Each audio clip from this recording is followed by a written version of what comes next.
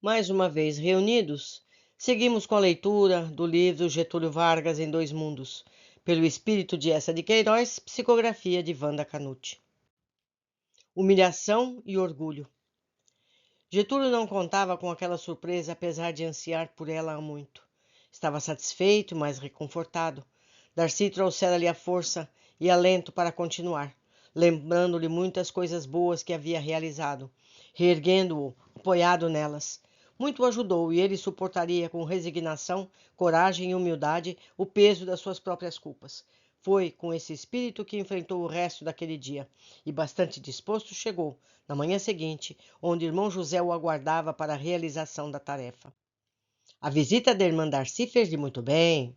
Ela conseguiu transmitir-me um pouco de alento ao espírito, e pude aurir dela mais coragem para enfrentar os meus compromissos. Por isso não me procurou ontem. Já me acostumei à sua companhia no desempenho desta tarefa, e até sinto sua falta, quando não me procura. Mas o senhor também tem suas atividades, não as tem? Sim, nunca estou parado. Gosto de trabalhar, mas agora o meu trabalho maior é a sua companhia. Está disposto a continuar? Podemos fazê-lo quando desejar. As atividades foram iniciadas e, através daquele aparelho, mais um período de sua vida desfilou ante seus olhos. Entre amigos e antigos companheiros, entre providências e diversos fatos, ele percebeu também o quanto os seus sentimentos e ações, naquele período, convergiam para um único ponto: o término do período ditatorial. Com o retorno da democracia, para a qual pugnavam, isso significava o seu afastamento do governo, o que, na verdade, se efetuou quando recebeu, em seu gabinete, a intimação de renúncia, à qual se submeteu pacificamente.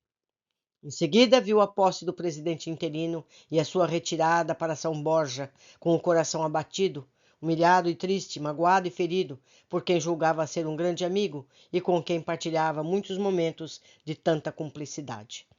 Ao término das visualizações conjugadas com lembranças, Getúlio, ainda abatido, sentindo vivos em si aqueles momentos em que tanto trabalhava e lutara para não perder o posto tão querido, de um momento para o outro, vira-se surpreendentemente aniquilado. Submetera-se sem nenhuma reação, no silêncio que reinava após as imagens interrompidas. Irmão José tocou-lhe o ombro, perguntando: Em que está pensando, amigo? Em tudo que vi. Você viu que temiam uma preparação sua para impedir que as eleições fossem realizadas e, através de um novo recurso, continuasse a presidência. Góes conhecia-me muito bem e logo soube que era isso mesmo que eu preparava. Mas o povo não mais queria um governo ditatorial. Tudo o que fora conquistado na Europa tinha que se estender até aqui também, pensavam, e foi o que os animou a lutar. Já de há muito estavam trabalhando para o retorno da democracia. Era um direito que sentiam possuir e, para consegui-lo, lutavam. Quantos movimentos foram realizados? Eu penso que você, na ânsia de querer continuar, procurou adeptos onde não deveria, em relação aos anseios do povo, agindo de um modo um tanto incoerente. De que fala? No apoio que foi buscar. Aquele mesmo que já havia combatido. Aquele mesmo contra o qual lutara e fora a causa do golpe de 37. Lembra-se? Fala dos comunistas, não é verdade? Sim, irmão. Se tanto realizou em 37, até forjando planos para atemorizar a população contra os comunistas, como queria que fosse aceitá-los? Apenas porque lhe convinha? Mas a situação estava diferente. Diferente em quê? Lembra-se do que efetuou junto daqueles que se movimentavam pelas ruas, conclamando que o queriam no governo? Os querentistas. Eles alarmavam novamente o povo, que sabia da existência de comunistas infiltrados naquele movimento, e as pessoas temiam, assustadas por tudo que o seu próprio governo lhes infundira. Essas considerações eram feitas na mesma sala em que realizavam o trabalho. Mas irmão José, no desejo de liberar o jovem da sua tarefa, convidou o companheiro a sair. Getúlio levantou-se, deixou-se dirigir e, caminhando sem nada a dizer, chegaram ao jardim. Aqui é um bom lugar para conversarmos. Pode continuar. De tudo isso que está no meu coração neste momento, parece até que vivo novamente aquela situação. É uma grande mágoa por ter tido de deixar o governo. O senhor imaginou a humilhação que senti, tendo que chegar aos meus familiares e dizer que tínhamos que desocupar o palácio, que partiríamos para São Borja porque havia perdido meu posto? Posso imaginar, deve ter sofrido muito. Entretanto, teve um lado muito bom, que deve analisar e agradecer àqueles que o retiraram de lá. Como assim? Eu não entendi. Como devo agradecer aos que me retiraram de lá? Pelo que temos visto sempre, quando verifica as ações indevidas que praticou, tem sofrido muito, não é mesmo? Sim, é verdade. O senhor tem me acompanhado e sabe que quando me sinto abalado por tudo o que fiz contrário ao que pretendia. Pois então, no momento em que é impedido de continuar, também os seus compromissos para com a justiça divina passam a ser menores. Se foi impedido de praticar ações que poderiam comprometê-lo mais, deveria agradecer àqueles que o impediram de realizá-las. Se olharmos por esse lado, o senhor tem razão. Eu não sei o que teria resultado se lá houvesse permanecido. Como pode ver, tudo está mudado e ser-lhe-ia muito mais difícil. Quem sabe a sua retirada teria sido outra e muito pior. O senhor tem sempre uma palavra de consolo ao meu abatimento. Isso vejo agora com sua ajuda. Mas naquele momento, diante de uma nação inteira, diante de meus familiares, foi muito triste e humilhante. Senti-me tolhido, incapaz e aniquilado. O que me restava fazer? Somente me recolher, e foi o que fiz, procurando um pouco de paz para a reflexão. Então deve ter sido um período bom para o seu próprio espírito. Não foi bem assim. Pensei muito, refleti bastante, não da forma como venho realizando agora, mas para ressurgir novamente com toda a aclamação popular, para mostrar quem era Getúlio Vargas diante do povo, para mostrar quem seria Getúlio Vargas diante de uma nação e de todos os que o abandonaram.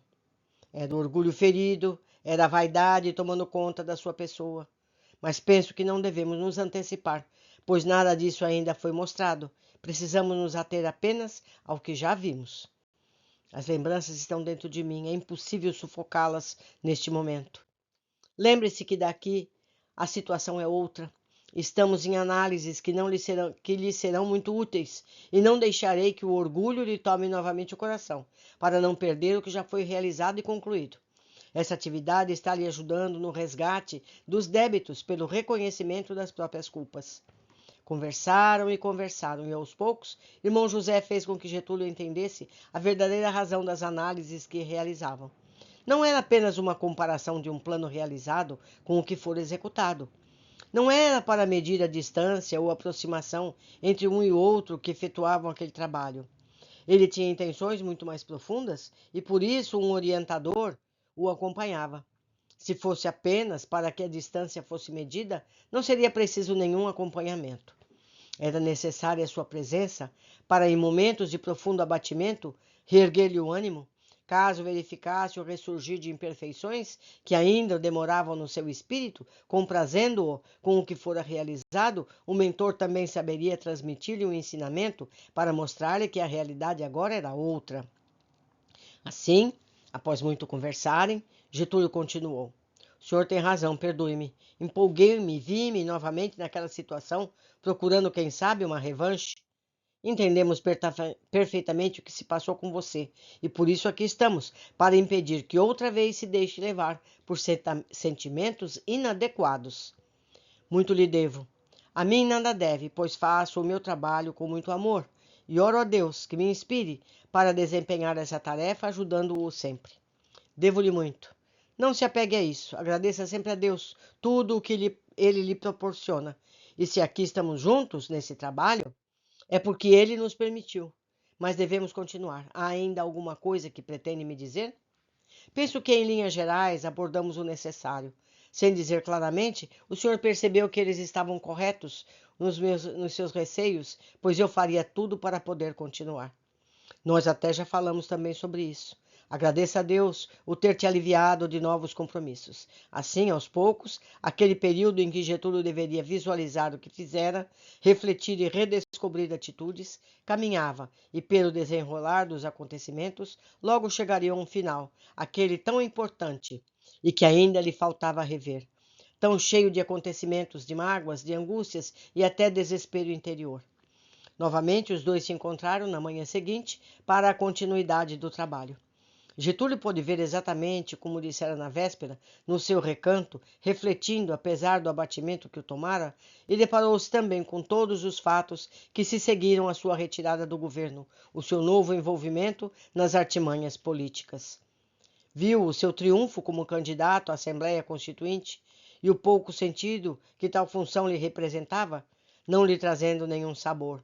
No entanto, o que o deixou satisfeito foi o momento em que se viu como candidato à presidência da República, dando o prazo de Dutra expiraria. Viu-se nos palanques, em campanha, viu-se refazendo aliança com o partido de Adhemar de Barros, viu o crescimento da sua candidatura até a vitória, bem como a decepção e a revolta que tomou os udenistas que tudo apostavam no seu candidato, o brigadeiro Eduardo Gomes. Mais um período lhe fora mostrado. Um período que se constituiria numa ponte entre o deixar e o retornar. Um período que lhe serviria para reflexões, como ele próprio admitira, mas a reflexão do arquitetar planos para um retorno. Era o que estava no seu íntimo. O poder mostrar a todos, sobretudo aos seus adversários, aqueles a quem a sua presença incomodava na chefia da nação, que podia voltar, e isso ele o admitia junto ao irmão José. Estou feliz, não por agora, que tudo já passou, mas estava feliz naquele momento em que mostrei a todos o quanto o povo ainda me era grato, quanto desejava o meu retorno, apesar de muitos o abominarem. Se era um pleito em que o povo escolhia, a maioria da nação me escolheu. O senhor pôde ver o quanto me senti feliz apenas pelo retorno. Pude realmente verificar, até da aclamação, o quanto ainda o veneravam, e através do seu júbilo o quanto estava feliz. Mas a felicidade demonstrada era muito mais pela satisfação do orgulho ferido que há tempos atrás, que a alegria que pôde servir à nação. Diga-me se era isso ou não. O senhor conhece meu íntimo e aqui nada se esconde. Sem que lhe diga, já percebeu. No entanto, é importante para o seu espírito que o revele. E me confesse para atenuar um pouco as minhas falhas.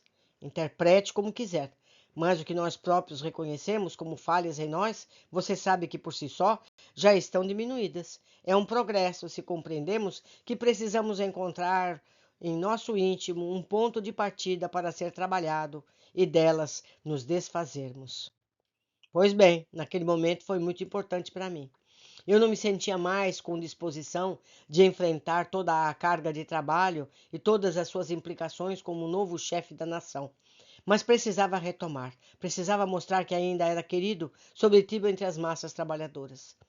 Continue, amigo, não era só isso? Não, não era. Tinha que mostrar aos udenistas, aqueles que sempre me atacaram, aqueles que sempre procuraram impedir que o meu governo transcorresse como eu desejava, que eu conseguiria novamente me sobrepor àqueles que só acumulavam derrotas sobre si. Agora está bem, assim está melhor. Reconhece que tudo isso é manifestação do orgulho e do egoísmo? Orgulho, sim. Mas por que egoísmo também? Porque onde está o orgulho, sempre está o egoísmo. Se você quis mostrar tudo isso, é na manifestação do egoísmo que alimentava o seu desejo pelo exercício do poder. Mas o senhor viu que seria diferente. As condições políticas do país já eram outras. Sim, os ideais democráticos tinham retornado e estavam se afirmando após tantos anos de governo de ditadura que havia imposto ao país. Mas eu lhe pergunto, o irmão estava preparado para governar naquelas condições? O senhor sabe que o meu desejo de voltar, fosse como fosse, e para lhe dizer a verdade, eu nem havia pensado nisso. Era sabido que não gostava de ter ações controladas por nenhum congresso. Todavia, se as condições para o retorno eram aquelas, eu me submeteria. Como ainda não haviam deixado a sala de revisão, irmão José consultou Getúlio sobre a possibilidade de continuarem a conversa em outro lugar, e assim dirigiram-se ao gabinete do orientador. Por favor, continue e me diz, pediu Getúlio depois que se acomodaram. Eu quero perguntar-lhe, não o que sentiu naquela oportunidade, quando pôde mostrar o que desejava aos seus adversários e à nação toda, mas como está o seu íntimo agora, numa situação diferente, e como se sente ao reconhecer tudo o que o moveu a retomar. O senhor tem perguntas, às vezes, que me desconcertam. Faz-me sair daquela realidade na qual havia penetrado e aqui retomar para enfrentar esta outra realidade. Mas é isso que importa neste momento. O que viu hoje já passou, já foi realizado. Cabe-lhe agora analisar os seus sentimentos atuais em relação aos sentimentos antigos. Ah, é muito difícil, mas é necessário. O Senhor deseja que eu reconheça o meu erro, que não se coloque uma nação em jogo apenas para mostrar orgulho, que não se deve proceder como eu procedi? Não me cabe dizer nada, mas a você próprio analisar e concluir. Se digo que não deveria ter agido daquela forma, agora que reconheço outros valores, eu estarei dizendo a verdade. Mas se eu dissesse que naquela época eu não tinha desejado o retorno, eu estaria mentindo.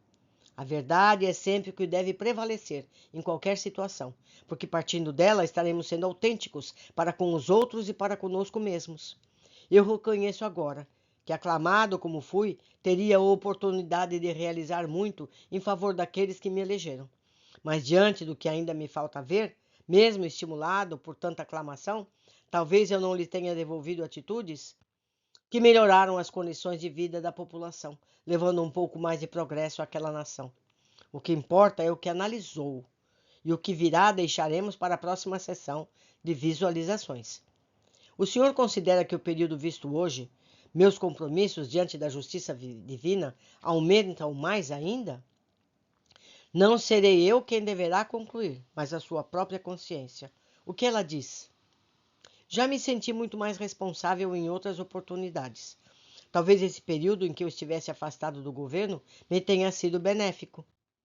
Não se esqueceu de que durante esse período tinha também uma responsabilidade a cumprir, porque fora eleito para o cargo para o qual se candidatara. Esqueceu-se dessa particularidade?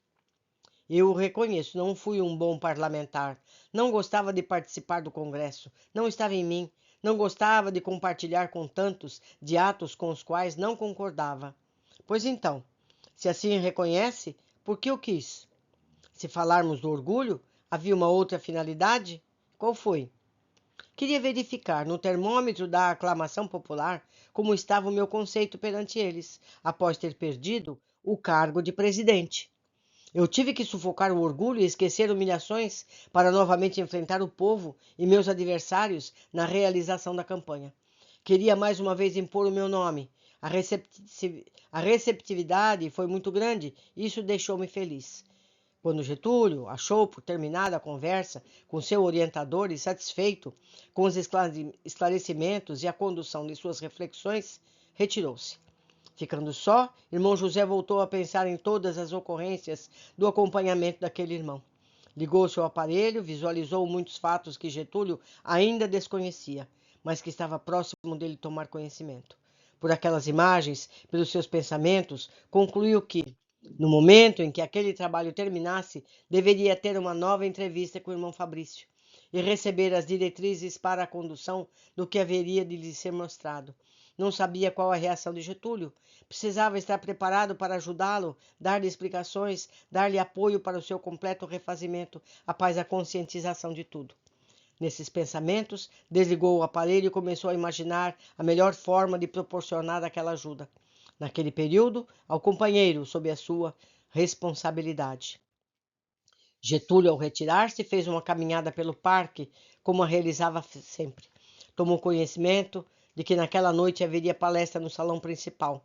Ficou atento para não perdê-la. Eram-lhe muito salutares. Estava aprendendo bastante e sentindo-se melhor. Meus amigos, não é fácil. Você viu, ele continua com o mesmo orgulho, né? Ele mesmo sentiu isso. Ele continua o mesmo. Continua o mesmo. Mas amanhã veremos a conclusão desse caso. Abraços e até breve.